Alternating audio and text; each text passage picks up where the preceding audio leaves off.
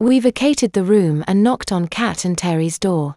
"Wow, Tilly, you look great," they said as we stepped into their twin room. "Thanks," I timidly replied. Terry's wearing a t-shirt and a burgundy button-through corduroy skirt. Kat's sporting a long-sleeved tee with short shorts and opaque tights, and my sister Izzy wears ripped skinny jeans and a gothy-looking top. Of our 4 outfits, I'm wearing the girly one. I felt increasingly bashful as they complimented my makeup, my hair, my sparkly magnetic earstuds, my dress and my legs. "I think these tights make them look better than they actually are," I replied. Once they'd packed their bags, I nervously stepped into the corridor, which thankfully was clear. We entered the elevator and I was presented with a group reflection on 3 sides. "How come I'm by far the girliest?" I said as I looked at the reflection of all 4 of us. My sister's skinny jeans, Terry's corduroy skirt and Kat's denim shorts all look very casual next to my pretty dress. "Because you're the only boy," Izzy grinned. It took seconds for the elevator to descend the 2 floors. The hotel's lobby was also deserted, but the pavement outside wasn't. "Tilly," my sister said as we approached the door. "You should carry your handbag like this," she suggested. "In case someone tries to snatch it," she added. I hung my bag across my body and kept my hand on it, just as Isabel does. "Thanks," I said, looking down at myself. "I'm getting a bit scared now." I grimaced as I pulled the glass door open. "You'll be fine," they assured. "We're just 4 girls from out of town going for breakfast," my sister said. "Yeah," Kat and Terry agreed. We put the cases in the boot of Terry's car and left it in the hotel's car park, before heading toward the riverbank and Cutty Sark.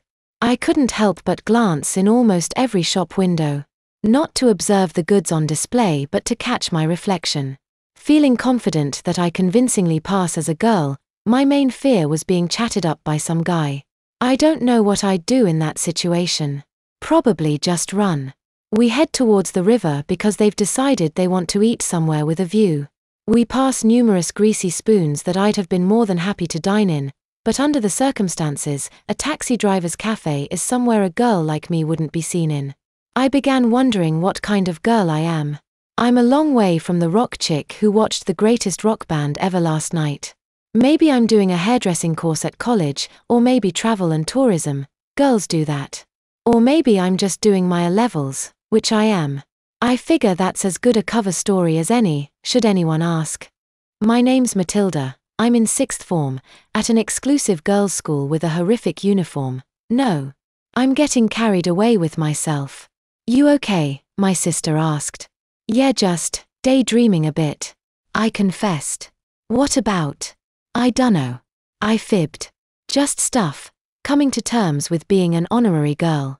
It's nice having a sister, even if it's just for the weekend," Izzy replied as she linked onto my arm. "And she's not really a girl." I smiled.